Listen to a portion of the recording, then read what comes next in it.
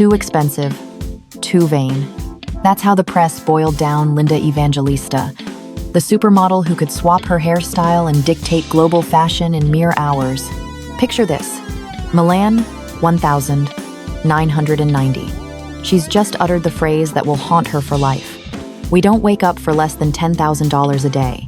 Outside, headlines roar with venom, twisting her words into a death sentence. Inside, Linda weeps in silence, grasping that the untouchable goddess has morphed into a caricature of her own grandeur. Years later, when it seemed nothing could topple her, the killing blow landed. An aesthetic treatment, peddled as a miracle, ended up disfiguring her face.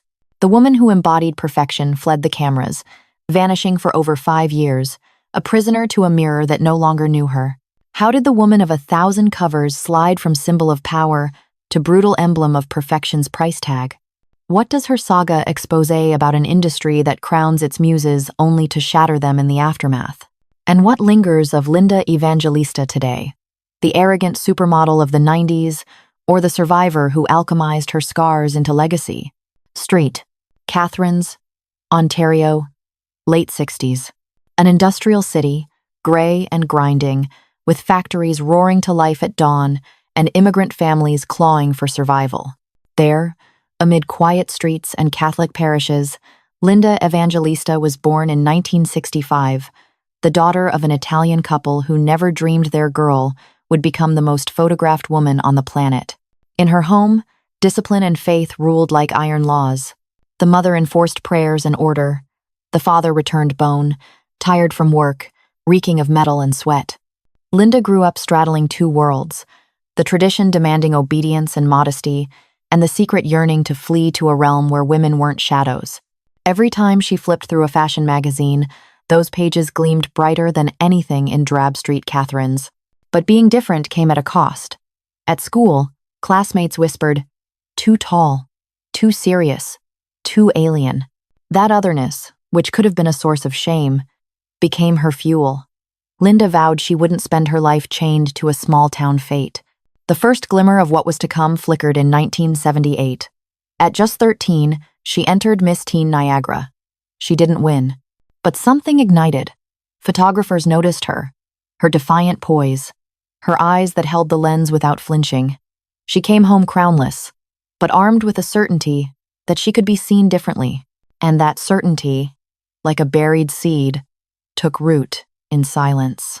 Imagine this: a teenager locked in her room, clipping Vogue covers and pasting them on the wall like portals to another world. She practiced poses in the mirror, inventing personas, transforming herself night after night. There, the chameleon was born long before the world would christen her so. The clash with her family didn't take long. For a conservative Catholic community, modeling wasn't a respectable dream. It was borderline sin. Linda wrestled between obedience and rebellion. Should she tread the safe path of wife and mother, or gamble everything on the fantasy of an unimaginable destiny? That rift between what she should be and what she burned to become would be the first shadow to trail her forever. At 16, she sent photos to international agencies. One bit: elite model management. It was the spark of the grand gamble, but the price tag showed up fast. An agent eyed her and delivered a cold verdict. If you want to make it, you need a nose job. In an instant, the face her mother called a blessing twisted into flawed merchandise for the industry. That remark was a dagger to the heart. Linda spent nights sobbing, questioning if she should carve away what made her unique. In the end, she refused to yield. She spurned the scalpel and bet on her unaltered face. It was an act of quiet defiance, a no that would set the tone for her entire career, resisting a system that always demanded more. In 1984, at 19, she left Canada for Paris. The train carried her far from street Catharines, from the factories and the masses, to a city where fashion was holy writ. Paris welcomed her with whispers of glory, but also the hard truth that nothing would come easy. Every casting was a jungle, every runway, a battlefield. But Linda was ready. From girlhood, she'd learned that being different wasn't weakness, it was her sole weapon. Step by step, the provincial girl morphed into the woman who would redefine fashion. But in that humble beginning, in the tension between Catholic faith and hidden ambition, between submission and revolt, Her life's central dilemma was already etched: beauty as gift and as curse. New York, 1981. In a modest office at Elite Model Management, a nervous Canadian teenager waits. She's dressed simply, but her eyes burn with an uncommon intensity. Before her, a talent scout studies her, jots something in a notebook, and finally delivers a phrase that slices like a knife. "You have a future, but you should get your nose fixed." In seconds, Linda Evangelista learns that beauty, that quality that seemed to unlock doors, could also be scrutinized, measured, corrected. What her mother in Street Catherine's called a blessing was, in New York, deemed a flaw. The promise of success arrived laced with her first wound: insecurity about her own face. That night, in her room, she wept in silence. Two paths lay before her: submit to the scalpel or forfeit her big break. The temptation to yield was fierce, but so was her pride. Linda made the choice that would define her career: resist. She didn't get the surgery.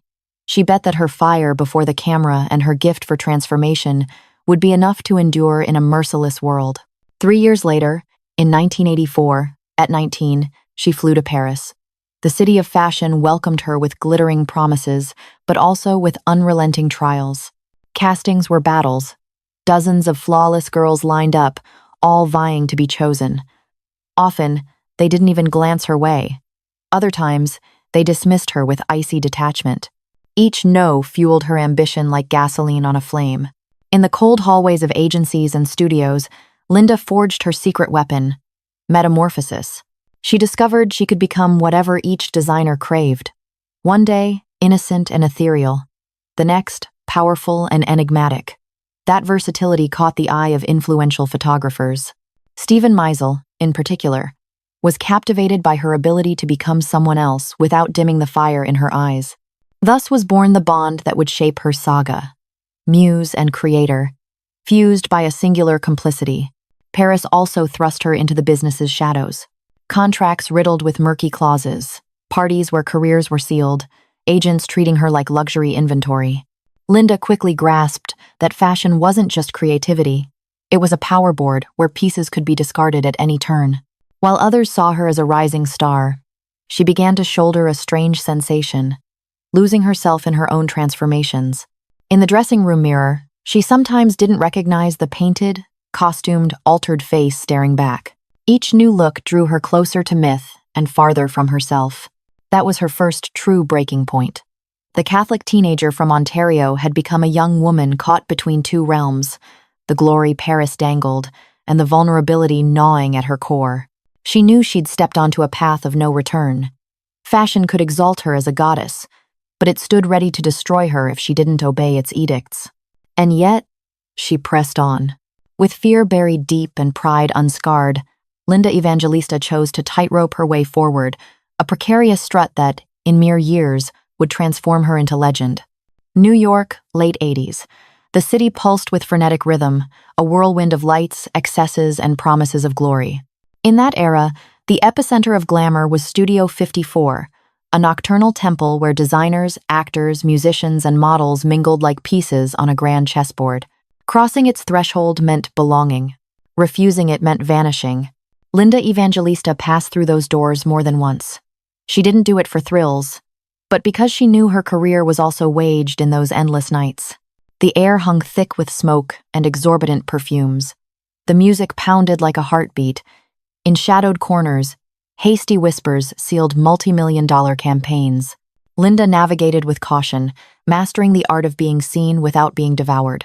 Cocaine circulated on silver trays, contracts were teased between flutes of champagne, and powerful men eyed the models like trophies ripe for claiming. Linda was never the most scandalous, nor the one locking the doors at dawn. Her survival instinct whispered that she must be present. Yes, but never lose control. She knew one night of excess could torch years of discipline. Meanwhile, her romantic life mirrored those contradictions. After a liaison with actor Kyle MacLachlan came a string of relationships scarred by jealousy and media glare. Every gesture, every kiss, was snared by photographers and dissected in tabloids. Love, in her world, was rarely intimate. It was a spectacle for others to devour. But the darkest shadows didn't lurk in the men she loved, they prowled in the women who shared her stage. Naomi Campbell, Christy Turlington, Cindy Crawford, and Claudia Schiffer formed with her the infamous Big Five. Together, they were the embodiment of feminine power in fashion. Together, the goddesses who defined an era. Yet backstage, the rivalry burned fierce. Who would close Versace's show? Who would grace more Vogue covers? Who would ink the fattest Revlon deal? Each triumph for one could sting like defeat for another. In public, they smiled as sisters. In private, competition was a minefield. Linda knew one misstep could cost her the throne. Amid that crossfire, she wielded a singular weapon, her metamorphosis. No model was so chameleonic. She could shift into ethereal muse, punk rebel, femme fatale, or untouchable saint. Stephen Meisel grasped it best. His lens captured her again and again, mesmerized by her power to be many without ceasing to be Linda. But that gift was also a slow poison. With every transformation, Linda felt a fragment of herself slip away. In a dressing room mirror, painted and costumed, she sometimes paused, staring with alien detachment. Who am I, really? The answer blurred as her face became canvas for others. The press hailed her as the perfect supermodel, but silently, cracks began to spiderweb.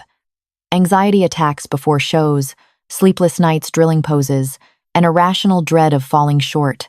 The woman who seemed invincible on the runway started to waver from within. Studio 54. Toxic romances. Relentless rivalry. It all piled like an invisible shadow. Outside, the world saw the woman of 1,000 covers, always impeccable, always radiant. Inside, Linda bore the most corrosive doubt. How long could she sustain that perfection before it shattered? Milan, 1990. Backstage, the air hums with tension and the sharp scent of hairspray. Linda Evangelista stands before the mirror, her reflection flawless, her hands barely trembling as she smooths a strand of hair into place. She doesn't know it yet, but outside those curtains, the world has already turned against her.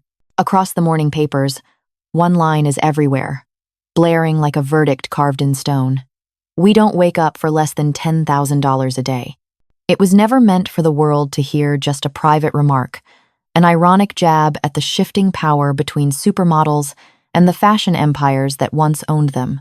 But irony doesn't survive headlines. The media stripped away the nuance and loaded her words like bullets. Overnight, Linda stopped being a chameleonic muse and became the symbol of arrogance. Tabloids descended like vultures. Her face bled across magazine covers with venomous captions. The model who thinks she's a goddess. Linda and her contempt for ordinary people.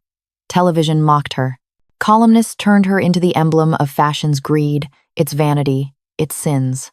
And the public, the same crowd who had worshipped her just yesterday, now looked at her with suspicion. Behind the curtain, Linda could feel the caricature tightening around her like a noose. She still glided down the runway with divine precision. But inside, she was collapsing. Before each show, panic clawed its way in. A pounding heart, the terror of making a single mistake, the cold conviction that everyone was judging her. Her discipline remained unshaken. Her confidence was splintering. It became a cruel loop. Every cover reinforcing the myth that she was untouchable. Every million-dollar contract feeding the legend of the impossible diva. The harder she worked, the tighter the cage closed. In the lonely silence of 5-star hotel rooms, after the applause had faded, Linda cried. Alone. Was it worth it? She had given her childhood, her privacy, her very identity to become a supermodel, and now the same world that once crowned her was tearing her apart. The backlash didn't break her crown, but it cracked the woman beneath it.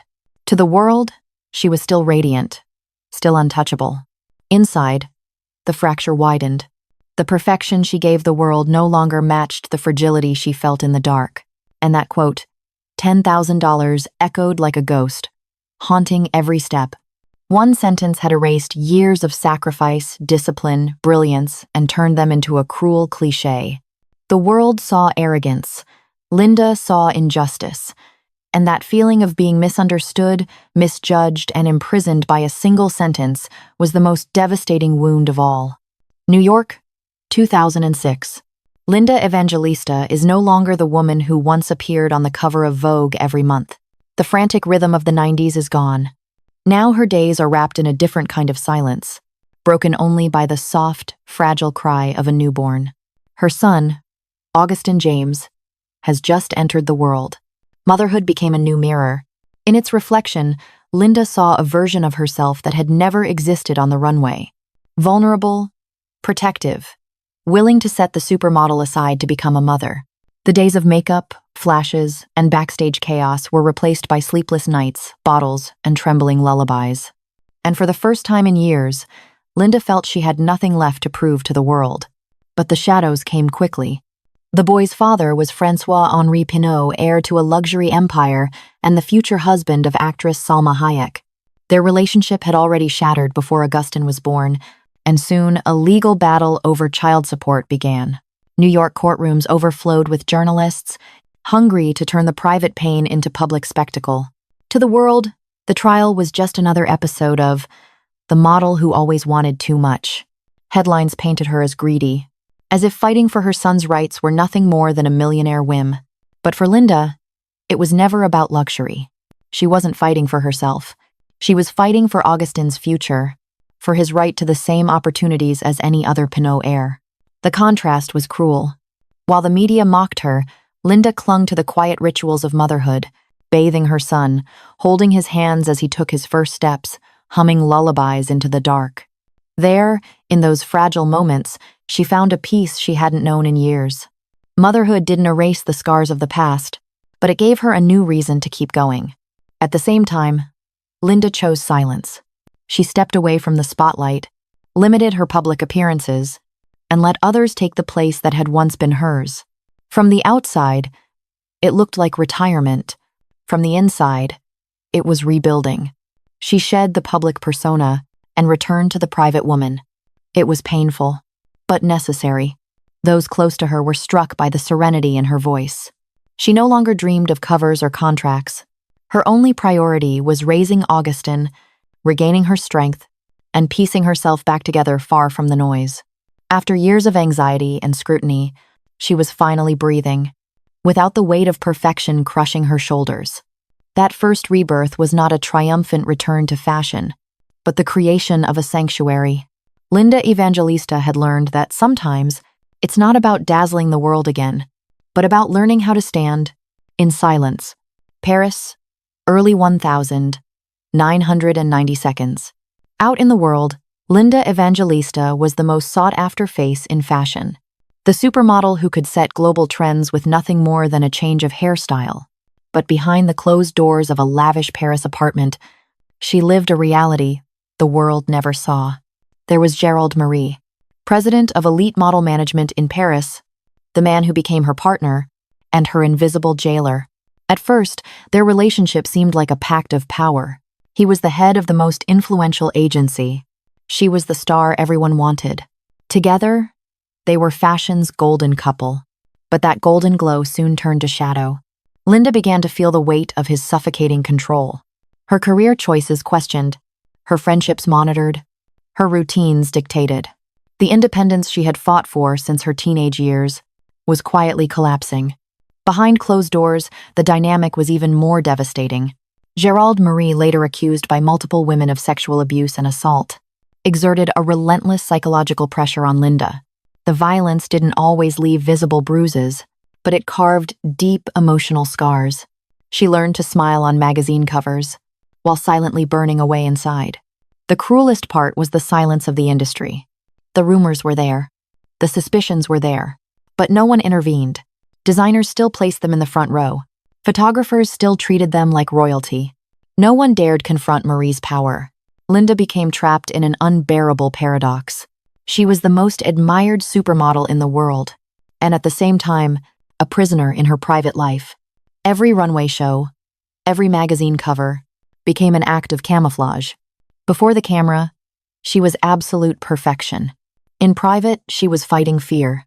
The contrast was so brutal that it slowly eroded her sense of self. Who was Linda Evangelista? The untouchable goddess of the runways, or the woman who couldn't escape her partner's grip? For years, she stayed silent.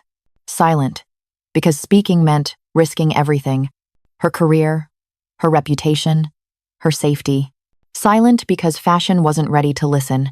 Silent because the industry preferred to protect the powerful rather than the women who made them rich. That silence was its own form of violence. Decades later, with the rise of the Me Too movement, Linda broke the pact. In interviews, she revealed that she had suffered abuse in that relationship, joining the voices of other women who also accused Gerald Marie. The cases were long past the statute of limitations. There would be no trial.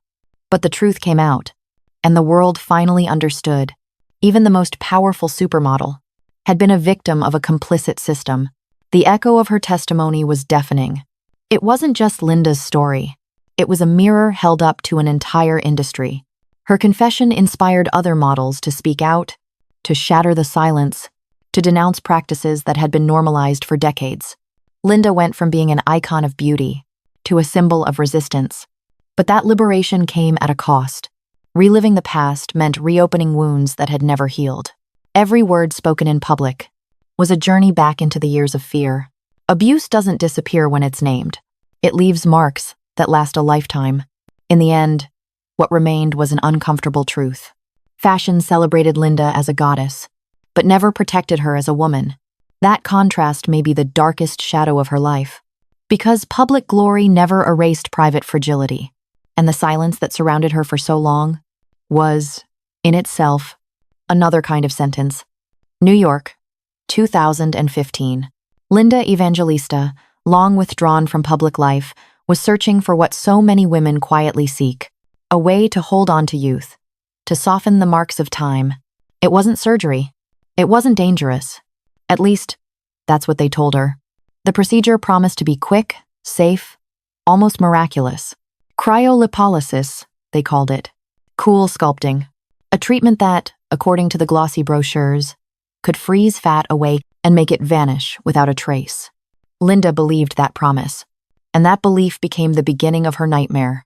The results were nothing like what she'd been promised. Instead of reducing fat, her body reacted with a rare condition: paradoxical adipose hyperplasia, PAH. The hardened fat began to grow in visible lumps, disfiguring her neck, her face, her figure. Each morning, the mirror greeted her with a stranger's reflection. The woman who had embodied perfection for 2 decades now felt trapped in a body that had betrayed her. The blow was devastating. Linda vanished from the world. She canceled jobs, rejected interviews, stopped attending events. For more than 5 years, she lived in seclusion, hiding behind drawn curtains, avoiding even her closest friends. The supermodel who had once ruled magazine covers became a shadow, a prisoner of depression and shame. Silence bred rumors. What had happened to Linda Evangelista? Why had she disappeared? Some whispered theories. Others assumed she had simply retired. No one imagined the depth of the pain she was carrying. In 2021, she finally spoke. In an exclusive interview with People, she told the truth. Her voice was steady, but her eyes carried the weight of the lost years. "I am brutally disfigured," she said. 3 words that struck the fashion world like thunder. For the first time, the public understood why the goddess of the 90s had vanished. Her confession was an act of sheer courage. It didn't just expose her personal tragedy, it exposed the cruelty of an industry and a society that demand women chase perfection without rest. Her story ignited a global conversation about the hidden dangers of cosmetic procedures and the relentless pressure on women, especially supermodels, to never grow old. A few months later came the rebirth.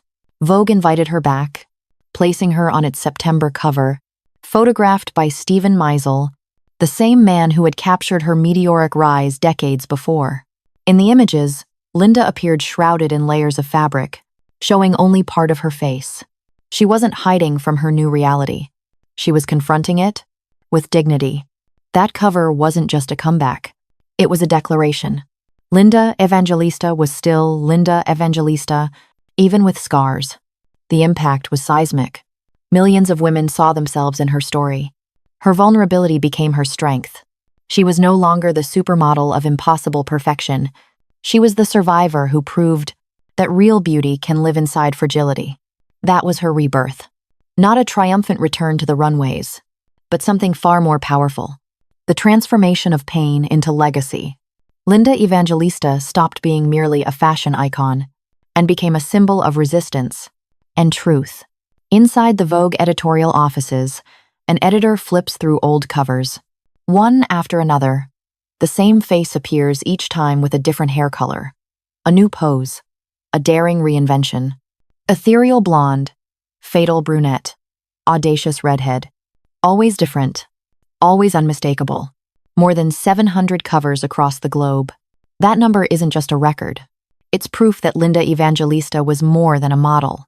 She was the chameleon who defined 1,990 seconds fashion. Linda possessed a power few others had. While most depended on a single fixed image, she could transform endlessly without losing her magnetism. That versatility made her Stephen Meisel's favorite muse, and the preferred canvas of designers who saw her as a living work of art. But beyond aesthetics, Linda and the legendary Big Five, Naomi, Cindy, Christy, and Claudia, changed the industry itself. With them, the concept of the supermodel was born. Women who could no longer be replaced, who negotiated million-dollar contracts and demanded economic respect. The infamous $10,000 a day quote might sound frivolous, but it was, in truth, an act of rebellion. It was her way of saying, "Our work has value." That declaration marked a turning point. From then on, models were no longer treated as decorative ornaments. They became professionals with power and agency.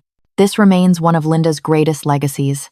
She reshaped the economics of fashion and carved out a path of dignity for those who came after. Yet, her legacy didn't end in the 90s. Decades later, her confession about a botched cosmetic procedure shook the world with unexpected force. Linda, the woman who once embodied unreachable perfection, dared to show herself broken. And in doing so, she ignited a global conversation about the tyranny of beauty standards. Suddenly, millions of women saw themselves reflected in her. If even the most iconic supermodel could fall into the trap of chasing perfection and suffer for it, then the conversation had to change. Her story fueled movements like body positivity, which celebrates bodies as they are, and sparked new discussions about mental health in fashion. It was no longer just about clothes and catwalks. It was about human lives, scarred by the weight of aesthetic pressure. Her 2021 Vogue cover was more than a comeback. It was a manifesto. Wrapped in fabric, refusing to hide her scars, Linda sent a message as powerful as it was simple. Vulnerability can be beautiful. That act transformed her into a symbol of resistance, a reminder that perfection is a prison, and truth, though painful, is freedom. Today, when people speak of the 90s, her name is inevitable, but no longer just as the woman of 1,000 covers, rather as someone who turned her falls into warnings for the next generation. Her legacy isn't measured only in numbers, but in the conversations still alive today, about female power, about mental health, about breaking the silence around abuse, about the right to grow older without being punished for it. Linda Evangelista was a muse, an icon, a victim, and a survivor. And it is precisely in that complexity that her legacy lives. It's not about choosing between the goddess or the broken woman. It's about understanding she was both. Her legacy is not perfection. It is contradiction. And that contradiction, in the end, is the most human thing she could have left us. A television studio, 1991.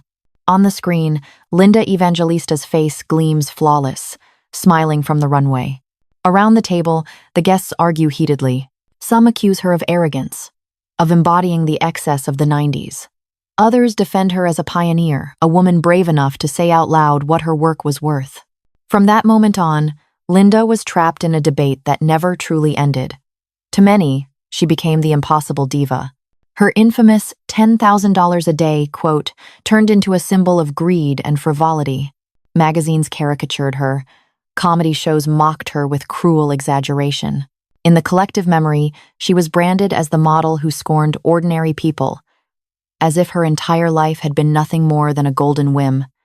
But there was another reading, more uncomfortable and far more real. What if that quote wasn't arrogance, but dignity? In a world that exploited models, that worked them to exhaustion for scraps, Linda dared to declare that her time had value. What seemed like vanity was, in truth, an act of rebellion. She cracked open the door to a new paradigm.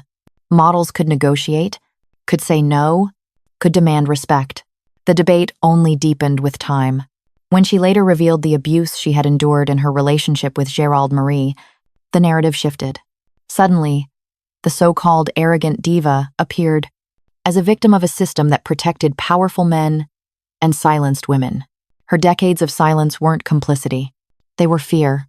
And that fear revealed something deeper, that even the most influential supermodel was defenseless against the machinery of power.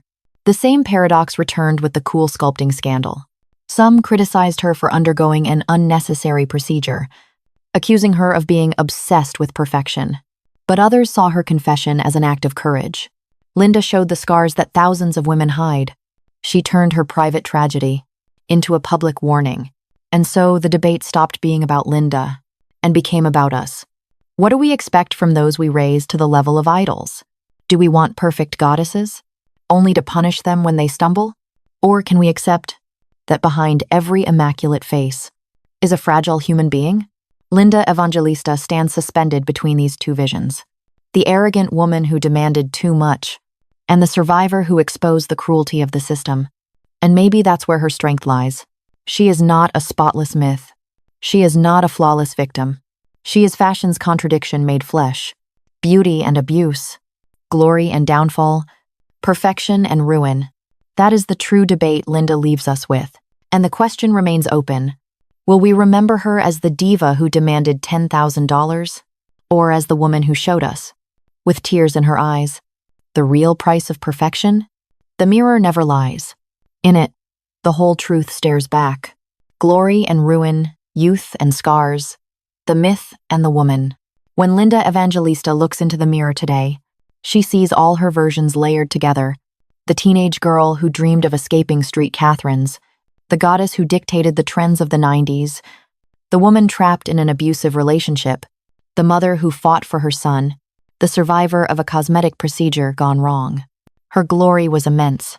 She redefined what it meant to be a model, turned a disposable profession into superstardom, and negotiated contracts that forever changed the industry.